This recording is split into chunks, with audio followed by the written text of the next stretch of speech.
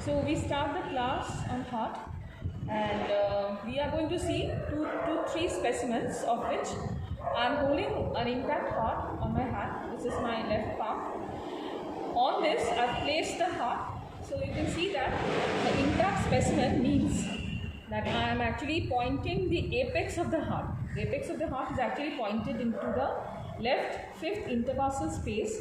As you will see in surface marking, that is the point of the apex beak. This is the apex of the heart.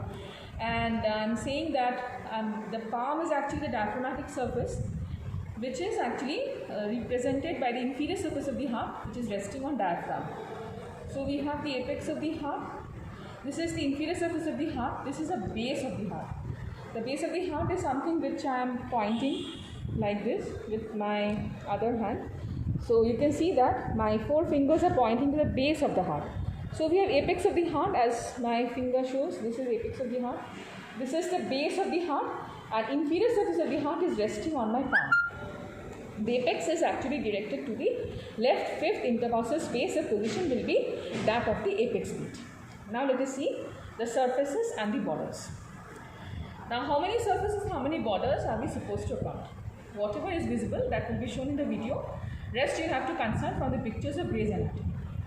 So here we are putting one finger.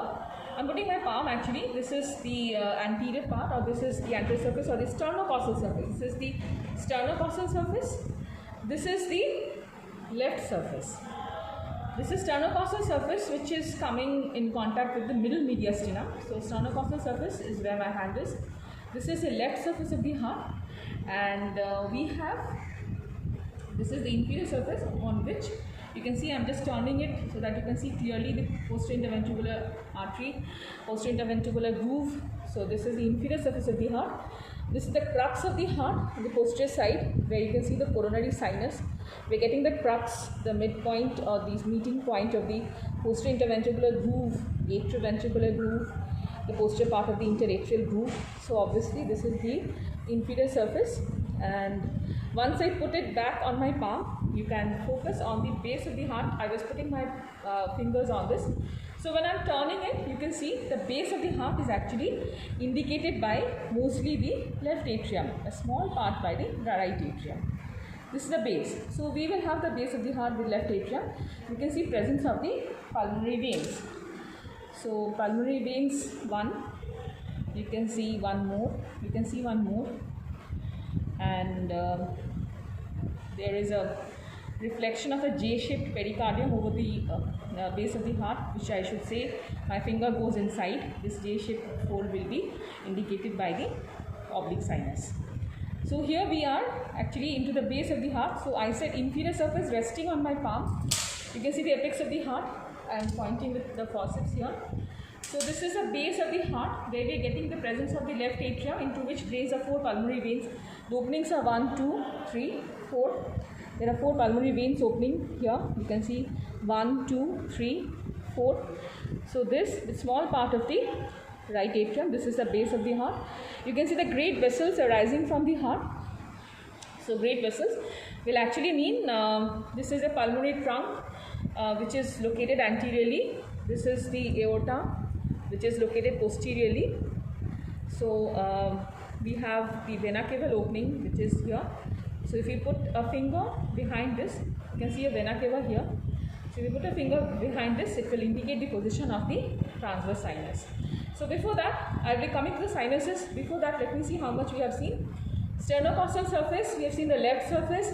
We have seen the inferior surface. We have seen the base of the heart, which I am indicating with my left 4 fingers. Apex of the heart has been shown here. So we have a right border right now. So right border is actually taken as I would say the opening of the superior vena cava to inferior vena cava. This was actually the superior vena cava opening. This is superior vena cava opening. This is inferior vena cava opening. So when you draw a line, you can see there is a border here. This is the right border. I should say sulcus terminalis is what is being indicated as the forceps is showing. This is the one with the superior vena cava, inferior vena cava join this.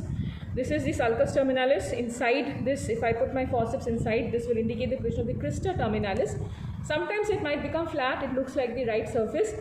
the sharp inferior border, you can see that this is a vena cava opening on the lower part of the right border. If you stretch it forwards towards the apex of the heart, there is inferior apices cordis over here. So you see the inferior vena cava opening, go like this, trace it till you reach the inferior apices. So this would indicate the sharp inferior border. Now on the dividing the sternocostal surface and the left surface, you have a groove in between. This is the groove for the anterior interventricular artery. So anterior interventricular artery is a branch of the left coronary, and in this side you can see the posterior interventricular groove. This is the posterior interventricular artery. This is actually the branch of right coronary. So we will decide the right and left coronary predominance based on presence of the posterior interventricular artery and the anterior interventricular artery in the anterior interventricular groove. So we don't have a left border to say, we have a left surface. You can see this is an obtuse margin, which is often taken as a left border. So you can see that the left border or the obtuse border are sort of synonymous. So beyond this will be taken as a left surface. So the right pulmonary surface is taken all along the inferior border and the right border. This is coming on the right side. So naturally this is coming in contact with the mediastinal surface or the right mediastinum. And this side is coming in contact with the left side of the mediastinum, or rather it is the mediastinal surface of the tooth pleura. So these are the indications where I put my fingers. Now when we go to the chambers of the heart from here, again I placed it on my palm. So see, we are actually seeing sternocostal surface is making up this surface. This is of the right, this is the right ventricle. This part, we have the left surface. This is actually the presence of the left ventricle. So we have the two ventricles, the left ventricle and the right ventricle. We have two auricles with the, or I should say auricles with the atrium. So we have, this is the right auricle, this is the right auricle, this is actually the right atrium, this is the right auricle, this is the right atrium, and together with that we have here, this is the left auricle, this is the left auricle, this is the left atrium, because you see the pulmonary veins are draining here. So this is the left auricle, this is the left atrium, pulmonary veins are draining in here. So you can see this position, because we already talked about the base of the heart. So four chambers are becoming very clear. You can see this part is absolutely where my hand is. This is indicating, left hand indicating the left ventricle. This is my right hand indicating this part is the right ventricle. This is the right atrium, where I have shown the right auricle with the atrium. This is the right atrium. We have shown the sulcus terminalis or crista terminalis together with that. And we have seen this is the left auricle together with the pulmonary veins. This is draining into the left atrium. We have some major vessels, so let us look at the major vessels. How many major vessels can we see from here? We have seen, I'd rather say that we have seen this part. This is the infundibulum, this is the right ventricle, from which is arising, this is the pulmonary trunk. This is pulmonary trunk, to be precise. This is pulmonary trunk, which you can see, and this is thin walled. So infundibulum of the right ventricle is actually the origin of the pulmonary trunk, as my forceps is showing you. Behind that, this is very thick walled. You can not feel it, but I can tell you that it has got three cut sections, three major vessels here. So this is indicative of the aorta. You can see the ascending aorta where I am putting my forceps. So great vessels anteriorly, pulmonary trunk, then comes the aorta, which is ascending aorta with the fibrous pericardium. You can see the fibrous pericardium till here. Beyond that, this is forming the arch of the aorta. You can see this is going to form the arch of the aorta.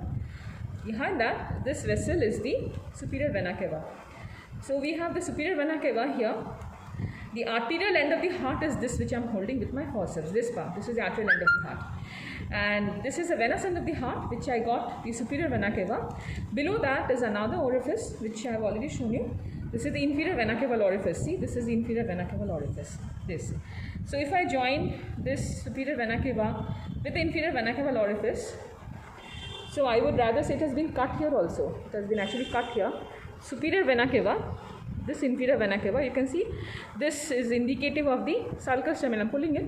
So you can see this is indicative of the sulcus terminalis. I am going to put the flags or the pins for the OSPE. So this is sulcus terminalis, I already told you.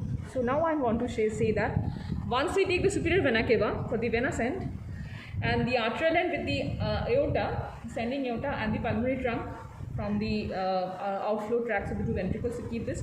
Put a finger here from right to left.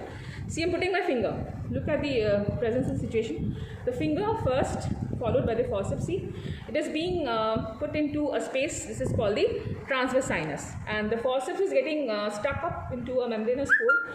This is by the left duct of Cuvier. So this is the left duct of Cuvier, so which means it's actually a blind cul-de-sac, which means from right to left it is leading to the fold of Marshall or the remnant of the common cardinal vein. So I would say this is transverse sinus between the arterial end composed of the aorta and the infundibulum of the pulmonary trunk, together with the vena sign posteriorly. So this with my forceps as also with my finger, I would say this is the way we put the finger into the transverse sinus. So transverse sinus is a visceral space in the pericardium. So we will say that the visceral space of pericardium is actually between the arterial end and the venous end of the heart. Mind you, superior vena cava posteriorly. Arterial end of the heart comprises those two great vessels arising from the right ventricle and left ventricle anteriorly, and from right to left it is bound by a membrane, that is the fold of Marshall or remnant of the left duct of Cuvier or the left common cardinal vein. Now if you go a little bit posteriorly towards the